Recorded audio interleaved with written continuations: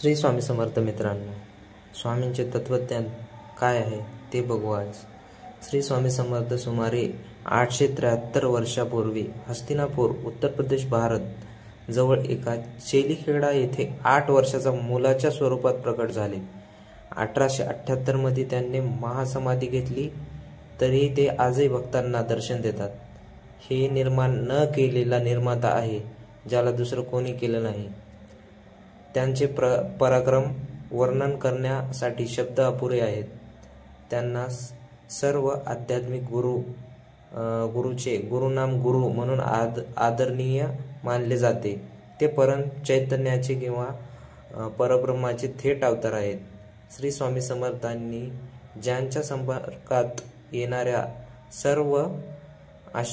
सर्वांना आशीर्वाद देतात आणि आशीर्वाद देण्यासाठी मानवी वस्त्र सजवले आहेत।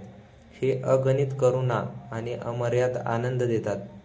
ते निस्वार्थ प्रेम पसरवतात आणि देवावरील निःशर्त भक्तीच्या अगदी कमीत कमी अंशाच्या त्यांचे हृदय वितळते। श्री स्वामी समर्थ ज्याला निवडतात त्याला त्वरित अविरत परिणाम दिव्य आनंद देऊ शकतात।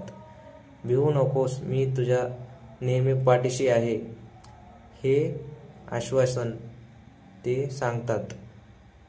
तुमचा अहंकार सोडून निःशर्त प्रेम अर्पण करा आणि तुम्हाला अमर आनंदाने भरून टाकीन, हे सुद्धा ते बोलतात। कोणालाही इजा करू नका, आनंद द्या, प्रत्येकात मी आहे, एकमेव मीच त्यांच्यात आहे, हे साधे तत्वज्ञान स्वामींचे आहे। श्री स्वामी समर्थ। जय जय स्वामी समर्थ।